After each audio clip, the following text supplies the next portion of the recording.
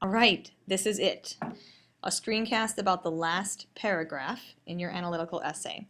I'm going to walk you through the steps that need to be in a strong conclusion, and then I'm going to model it for you all along the way to wrap up my essay on milkweed. Okay? So, there are 4 components that need to be in your conclusion. You've heard these before, some of them.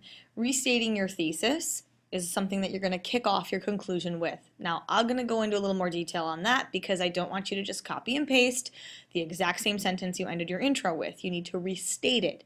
You've already spent your entire essay proving it. You don't need to say the exact same thing again. You'll see I've got synthesize standing out because you need to synthesize your main points that you made in each 3-body paragraph next. You don't repeat them, you synthesize them, and I'll show you how to do that. Finally, you need to wrap up your conclusion by pulling back to the big picture here and showing your reader why your ideas should matter to them in the larger context of reading. Not just about this novel, but in the big picture, why do your ideas matter? Why should your reader remember them and learn from them? And then in the end, you just need to make sure that you end it feeling finished. So,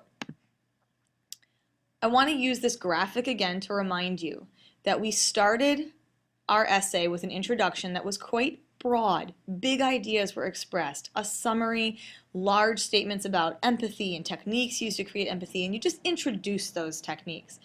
As you move into the body, you get a narrower focus. You zero in on particular examples in this specific novel that prove these big ideas from your intro. Now we're moving into the closing, the conclusion, where you pull back again. You step back away from your specific novel, and with each sentence in your conclusion, you should feel like you're stepping further and further away from your specific novel. The first sentence of your conclusion is going to be pretty novel specific. The next couple sentences might be too, but by the end you should be making large statements about reading in general. Okay?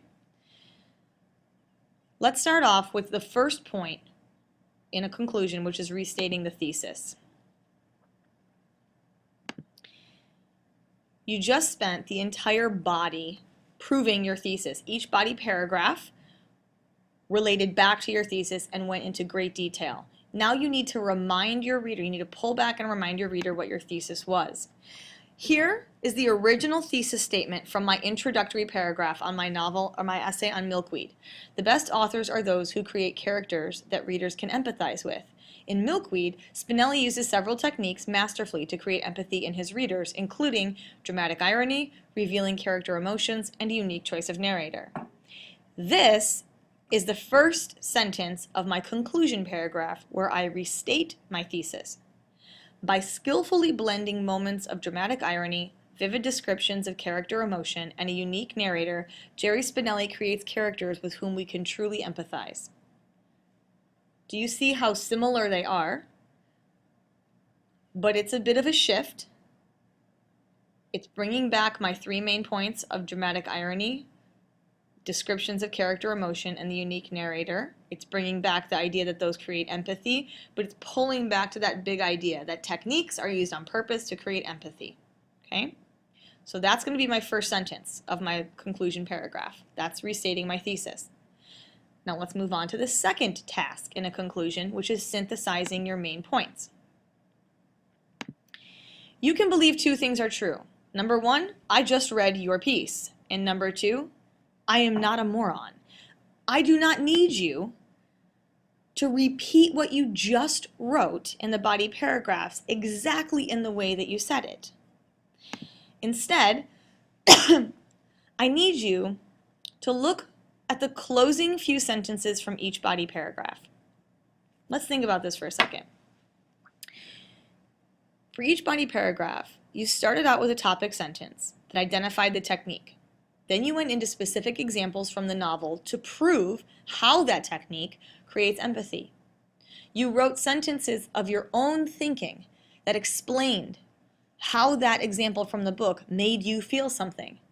And in the end of each body paragraph, you wrote a closing sentence that specifically, concretely explained the impact that each technique has on the reader, why it works, why it creates empathy.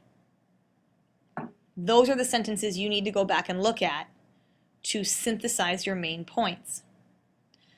Let me show you my example. These are the 3 sentences that I'm going to write in my conclusion to synthesize my main points. My first body paragraph was about dramatic irony, and at the end of that paragraph, the understanding that I developed was this: that anxiety and tension mount as readers are repeatedly placed in the position where they understand the events taking place more than the characters do. That's really the end result of that whole paragraph of dramatic irony is the fact that we feel anxiety and tension, and it builds and increases when we keep getting put in a position to know more than the characters do. Secondly, my second body paragraph was about revealing character emotion. So I'm going to say that detailed descriptions of body language and carefully crafted dialogue reveal emotions and make it easy for readers to place themselves in the shoes of Janina, Misha, and others. Now, this sentence in blue did not appear anywhere in my body paragraph. I am synthesizing the whole point of that second body paragraph. That because of these descriptions of body language and the dialogue that each character speaks, it's easier for me to put myself in their shoes. Finally, my last body paragraph was about the unique choice of narrator. So here's the sentence that I'm going to use to synthesize the whole point of that third body paragraph. A narrator who has no identity or emotional interpretation of the events around him allows readers of all identities to experience these events without bias and to form their own interpretations.